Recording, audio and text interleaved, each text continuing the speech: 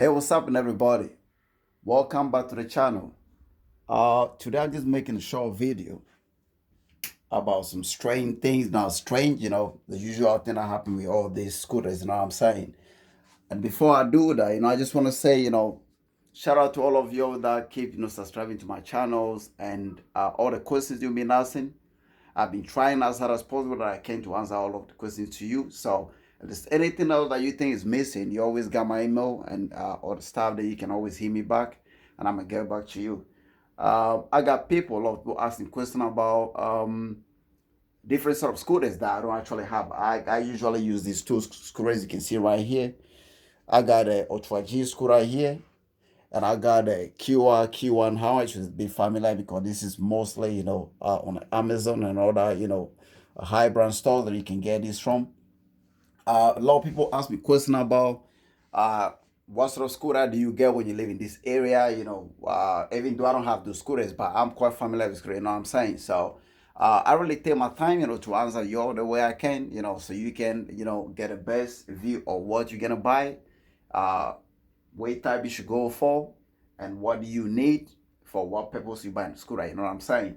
So for the question of that, I got few guys ask me about like you live in the city, but you riding all the time. Sometimes you go on the dual carry road and all this. What I'm gonna say is, first of all, I'm not gonna encourage people riding scooter on the dual carry road. You know what I'm saying? The scooters are beautiful, they're nice to ride, but they're very dangerous as well. If you're gonna be riding this on the dual carry road, then you gotta be sure that you protect yourself. You know what I'm saying? I always ride my. You can see the helmet right there. I got my hand glove. The motorbike type. It's not comfortable. You know what I mean? Sometimes they get stuck. Within the throttle, which is a bit dangerous. Like you wanna stop, then it got stuck. Then the scooter keep going. It's now, but it's a must that you should have this. Even if you aren't gonna be using this one, you should get anything that protects your head. You know what I'm saying, man? That's all you got. Your whole body depend on your head. You don't want to just go having fun with this and end up losing your life. You know what I'm saying? So you make sure that when you're gonna be doing those dual carry road on a high road, riding scooter, you make sure that you protect yourself. You always wear the gears before you go on those journeys. Now, my answers to those questions, I already answered some of them, but maybe I haven't elaborated because I don't write too much so people can read so quick and go with their life. What I'm gonna say is, if you're gonna be riding the scooter constant like the way I ride this scooter every day, then it means that you gotta get something very durable. You know what I'm saying? You need to have something that that each morning when this charge you get on it, you're not gonna be having problem. You wanna get those cheap ones, it will carry you, but the question is, are you gonna get it and come back? That's a question. You don't want to get and get stuck on the road because something got broken. You can get a part to fix it right there. So you're gonna be either taking a taxi back or dragging the scooter all the way back. So to answer those questions, it depends on how you're gonna be using your scooter. If you're using your scooter purposely for commuting from home to work, I would suggest that you get one of these scooters. The QR here is not bad at all. This thing right here, it might not move so fast as this one, but this build up speed. When you keep riding this, it build up speed. So your speed keep building up. When you start, you're not gonna fly this one. The moment you push that throttle, this thing's gonna fly like a rocket, and it just keep going. You know what I'm saying? But at the same time, this is good as well. When you have the QR Q1 hammer, it's good. It's got everything. It got top speed. I'm not gonna lie to you all. When the battery's fully charged, you might get toasted from that hammer. Maybe 27 miles on a realistic way. You might be getting 27 miles on a constant, no matter which road you are on. But it can go up to 35. Even sometimes, if you're going downhill, you might even get like 40 miles per hour. So it's a great deal. It's not that expensive like this one, and it will take you to wherever this one can go. You will go as well. You might get there with this one quicker than that one. By the end of the day, all you want to do is leave your place and go to where you want to get. You know what I'm saying? It doesn't matter how fast you get there or how slow you get there. The QR Q1 hammer is not that slow. It's fast, but it's not as fast as this one. You know what I'm saying? So don't get yourself confused like, oh, it's not good, I'm going to get this one. It depends on how you want to ride it and how safe you want to feel. On the QR Q1 hammer, you feel a bit more safer than this. Why? Because the torque on this is not too forcing. It's not just gonna lift up and start going with that force. So even if you made a mistake on this one, you fall down. I'm not saying that you're not gonna hurt yourself. If you're protecting your hair, which is always very important, your hair is protected. You might get your scratches, so maybe it'd be off like the normal usual fall and have a pain on your back, your arm, or whatever it is. You might get one of those one, you know what I'm saying? But if you fall on this one right here got a big torque. We're talking about 3,200 watt of power. And if you got a real deal like this Ultra G here, it look the same like some of those ones you can see on some of the website called Ultra, Mobile Boy, whatever it is that they call them, I don't even know. But if you got the great deal, the one from South Korea, if you got this one, you're going to be getting exactly the power that comes with this. That means taking off from this and falling down is going to be a big deal. You know what I'm saying? You don't want that. So all I'm going to say is that it depends on your riding style, and where you want to be going will depend on what type of scooter to choose. So that to answer the question you all been asking about what type of scooter to get if you live in an area, like if you live in an area where you're gonna be riding through a rough surface, coming on the normal, smooth road and then going back on a rough surface, I would say you should go for this one. That's why this one, they're off-road scooters and on-road scooters. You can ride this one on the off-road and ride them on the on-road. They're very durable, fast, and reliable to use, except in some of the things that might come with any other scooter. No matter what you do, they will happen because those are moving parts that will break or that will spoil that you need to replace them. If you live in a place where you're literally riding, like, you just, come out from your house, straight to your lift, down on the road, and you're going to be riding on a smooth, nice surface with no bumpy, crazy, rocky, whatever it is, you might want to get a scooter. If you don't want to get a Kia, there are a lot of scooters out there with the smooth tires like this. You want to get that one. This one is the right one for a smooth surface cruising. You don't want to be riding this if you live in a place where you ain't gonna be riding on no off-road surfaces. Then it's not worth it. It look nice, you might get it, but you might not get what you actually want it for. So that's what I'm gonna say about the type of scooters to get, depending on how you want to use it, where you're going to be taking it to, and how much you have in your pocket. That's very important, you know what I'm saying? Because money goes with things. You got big money, you buy big things. If you don't have the money, then you have to economize yourself, you know what I'm saying? So today I just want to bring you all back to a short video about this scooter.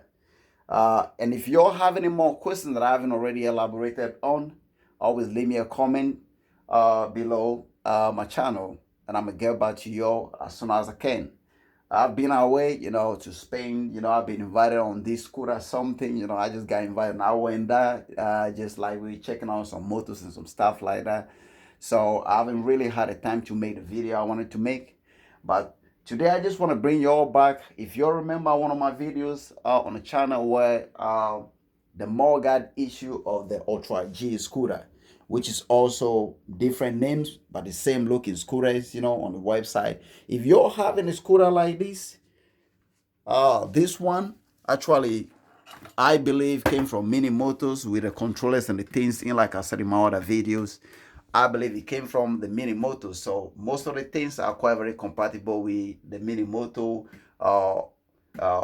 Dualtron Ultra and all the the scooters they have out there, because it's their product. So, but if you have any of this which is not from the Mini Motors, don't worry. You might even have one of the Kiwas 3000. The Kiwa got another scooter right now. I know a lot of people are not aware about it. The Kiwa used to have the Kiwa Q1 Hammer, which is only 2,400 watts. You have 1,200 dual motors. But now Kiwa had the same model looking, but the motors have been changed. So the one from Kiwa also have a 3,200 watts, which means you're getting a 1,006 both sides on the scooter. And they also came with the same rear Morgard system looking like this, but maybe the design on this side might be a little bit different. But as far as I've seen and concerned, I know that the Kiwa Morgard for the Kiwa Q1 Hammer also look like this. Now, the point I want to make today is, if you got a scooter with this type of Morgard, there's a tendency depending on the usage, that this will go away with time. Why is that going to happen? Is that because when you keep riding this is very fast, and when you keep going fast and you happen to be going on the bumping things and rolling things like that, this mudguard keep constantly bouncing up and down. And the reason why that happen is there is not any support from here to that to sustain the force that transmit from here into the mudguard. So this mudguard and fixes is a bit like cantilever. Cantilever means that the support, there's a support at one end, but the other end is not supported. So the force transmits through the member, which is this right here. But when the force gets here, there is no a connecting point for the force to displace that force down to whatever the force needs to go. So the force keep hanging there. So the force keep pushing this down. So what will happen is, after some time, you're going to be having something like this. This mudguard, if you watch my other video, this mudguard actually went off in that video. It snapped. I have to take the whole thing off. And I even made a video. I have to remove the whole thing, get the mudguard in, get it to the welders to weld the mudguard. And we got a metal plate welded from under all the way here just to make it stiff. Yeah, it did work after some time. But to be fair, I ride a scooter a lot, you know what I'm saying? I've been on this scooter. I think I've done probably about, I don't know how many miles I've done on this. But if I check, I've done a great deal of mileage. I'm just going to check just for the video purpose and see. So I'm just going to check and see how many miles I've done. So I've done 2,000. You can see right there. I've done 2,000. I don't know if the camera is. Okay. You can see that 2,413.8 kilometers. So if you convert that into miles, that's way above 1,000 miles on this scooter. I've done that already. The scooter is great. Everything keep working. The only thing is that this is the second time the mudguard got broken. You know what I'm saying? You can see this time, the first time, the mudguard broke on this point right here. The mudguard broke on that point, and we have to put a metal plate behind to do it.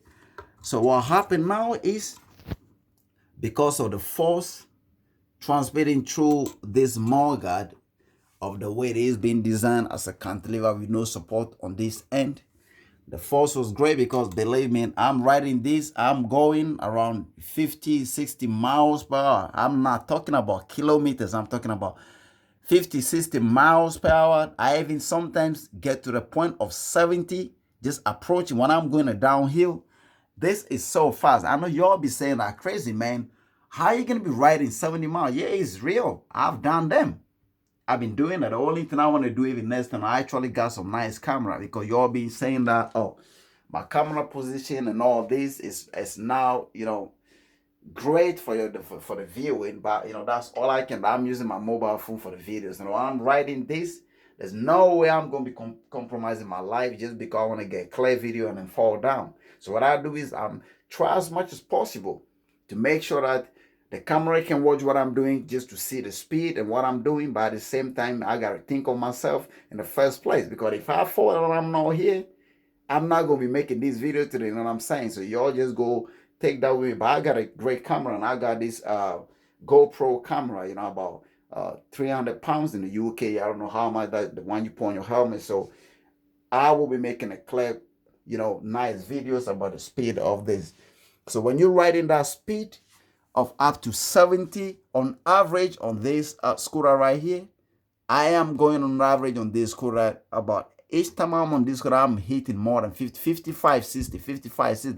That's how much this scooter is going. So with that force, and you jump, and sometimes when I'm riding like that by mistake, if I miss any of the speed bump in the road, I fly over, I climb on it, and the whole scooter lifted up and then hit the floor and bounce off. That is gonna put so much tension on this mudguard, because when you do that, your suspensions are going to compress and bounce back. And what will happen at the force that is generated at the point of connection going through this member, there's nothing here to hold that force or to transmit it from here down to the tires and then onto the floor. So what happens is that the force just roll back. That's why it bounce and bounce out. So the force goes down in, And so the force to transmit down is nothing, so the force bounce back. So this keep going, bouncing, just like that. And then with time, you're gonna get this. The way it is looking right here is gonna get snapped. But it's no big deal. What I'm gonna say is, if you don't use your scooter the way I use my scooter, I don't think you're gonna have problem. You know what I'm saying?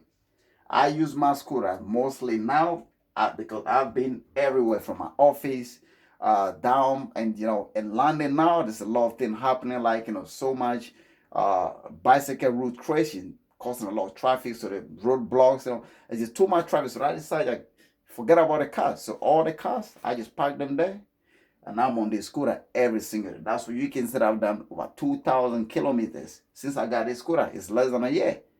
I've been riding this constant about, I don't know. I mean, if you watch back my videos from when I got this scooter, it's not even a year and I've done that already.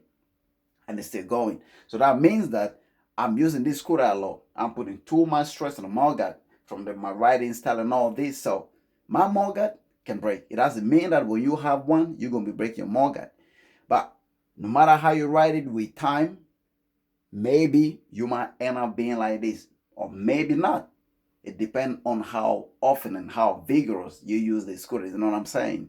So what I'm gonna say is, don't get discouraged just because the mudguard breaks down before and it's broken again. So what happened is, I think when I took it to the water, I don't know if you can see.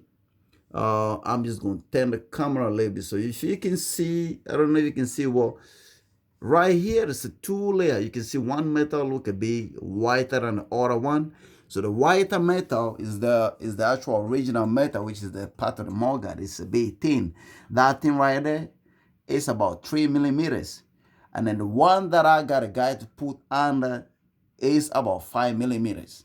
But what happened is, I don't know what kind of metal the guy put under. When I went to the water, I told him to put a fine, a thin steel that is a bit flexible that can bend up and down. But I think he used the stiff one. The stiff one means that it is strong, it will hold it. But when there's more tension on it, it's gonna break. Just like in engineering, we know that a concrete is very good to receive a compressive force.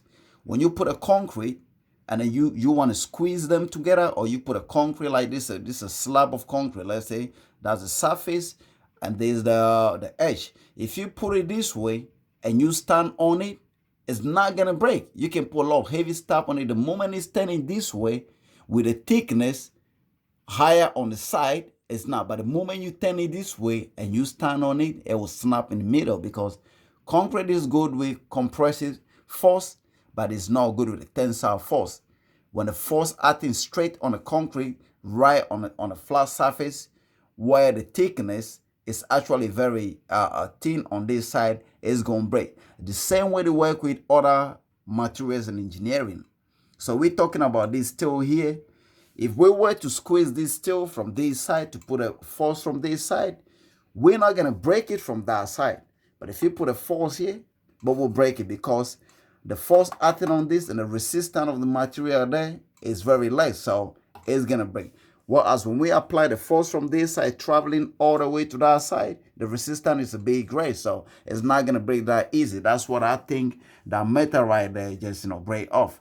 So what I'm going to do today is I'm going to go through the same process. So there's no point me making the same video again, just show you the way how to do it. If you watch my other video about to take the mudguard off, is that you can watch it. We have to take all this off, and then we have to take those bolts down there, and we have to remove that. And don't forget that you got a cable that connects from the controller, right from the controller inside there, right into your light. That's where you're getting your light flashing. And those cables, when I changed mine, I had to cable tie them up well. So we're going to be cutting this cable tie, take those cables out, lose them and separate them, then we can have the mudguard and take it back to the shop. And then tell the guy to, this time around, use a proper, flexible steel, so we don't have the same problem again. So when you're having a problem like this, there's no way to panic. Don't worry. It's easy fix. There's nothing about scooter that cannot be fixed. I've been dealing with this for some time now, even something I do some stuff I don't even make video about, just to find out, how these things can be done and all that. So anything in the scooter, when it's broken, It doesn't mean it's like people can get in, panic. Like, oh shit, my mugger is broken, man. Oh, I have to go, order a new one. Yeah, you can order a new one. By the time it's going to take for a new one to arrive, if I can go to the shop now to buy a new one today, I don't want to put myself through all the stress going to the guy to welding all these things. I may just go buy a new one and put it right there. But if I have to order this, I have to order this either from South Korea, or I have to order, because I believe the Q1 power and these have the same dimension on Morgan, or maybe there might be slight, very minute difference. So maybe they might work. So maybe I might have to, get something like that. But because I know it's going to take time, order this. I live in the UK, London, and order this from America. It's going to take a lot of time to get back to me right here. I used to live back in the state before, so I know if I was still in Boston, I'll just go straight. I'll go straight to one of the shops, and I think that I might even have a shop where I can get this from any of the QR depots. But in London, we don't have anything like that, so it's a bit of struggle. You know what I'm saying? So, you got this situation. It's two ways. You can literally just follow the videos I made right there. The purpose of my videos is to teach, to give an idea about what somebody think cannot happen, but literally can happen. You watch it, oh shit, man, I don't even know I can read about what this video. Okay, come on, man, let me get my hand on it. Then you get it done. That's the purpose of my videos. So when you watch those videos, not just the purpose of watching the video, looking at one crazy guy talking about scooter and all this shit. Nah, it's just to help you out when you have this problem. So you have this problem, don't worry about it. Either go and fix it, follow the simple instructions in the videos, and what the way I fix it, you fix it the same way. Or if you have the time, you can just order a replacement. But what I'm gonna tell you is, the replacement you're gonna be ordering, it will arrive, but you might end up getting to the same place. So with me, it makes sense for me to take it and put a flexible steel, a thin steel under, and get it welded, and know for sure that even if it's gonna break, it's gonna take some time to break. You know what I'm saying? Because if I have the new thing, the same thing again from Kiowa or from South Korea and bring it down, I might end up being the same place just like that. Because just after a few riding of the way I'm riding, going with that top speed, this thin metal, you can say, metal is so thin. It's so thin. The Kiowa metal is just about, I don't know, on this side it's showing about 2 millimeters or something. On the other side, so there might be 2, 3, the maximum 3 millimeter thin sheet of that metal. Is not gonna last. You know what I'm saying? It's not gonna last. So I'm back to the same place now. So I'm gonna get to work, take all this off, and then get down to the guy to see if we can get it water with a proper flexible steel. And we might be back in business today if it's get down to the only thing. I think when that wording is done, because all these sprays that I did last time is gonna be burning, because they're gonna be putting fire through that, so it's gonna be burning. So maybe after that, I might have to respray this again. That's just the the bad side of trying to fix this all the time. But I hope this time after it's fixed, I'm gonna be there to make sure the guy, because last time when I sent it, I just told the guy, put a steel on that one in this thickness, so I wasn't there. So maybe they just put a proper steel, but that steel is not flexible. Just like I've explained about the compressive and the tensile forces. So that steel is not good for tensile forces, because the force going through this member, when you're riding and you go like that, you bump like that, like up and down, that's a force, because you create a force. And by Newton's laws of motion, for any acting force on an object is opposite and equal reaction. So that means that force is going to fly back. And when that force fly back, it's going to be the tensile force acting, tensile force coming up. So that force going through this member. So when the force act on this member, it's going to flow through the whole member, just like vibrations go flow through the member. And there's no displacement of that force through any correlation on this side. So what's going to happen is the force travel back, and the more the force go in and out, the force keep bouncing this up and down, and you will get it snap. It's just a matter of time. You know what I'm saying? So that's it for y'all today, just to update you on a quick video about the norms that's going to happen with the scooters. The QR one is still good. I've been riding this for so long, and on the QR as well. I don't ride it that much since I got the other one, but on the QR, the screen is so bright so we can see. But if you look on this, let me just come close and see if we can see something. Oh man, let me see this angle. There's nothing showing on this. There's nothing showing. So let me see. Come close. Oh yeah, we got something there. Okay, let me go back a bit. Now it's gone again. So what's showing that I've done 615 miles on this one because I've converted this to miles. Actually, the audiometer reading in miles. So whatever is here is in miles. It's not like the other one in a kilometer. So we got 16, you can see 00615.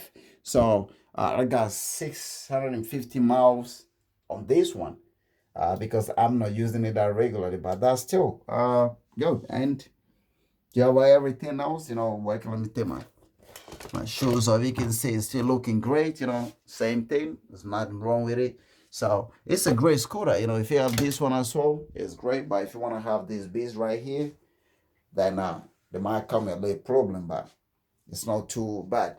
So I'm gonna let y'all go. Keep liking my videos, recommend my videos to your friends and family because it will help people. Believe me.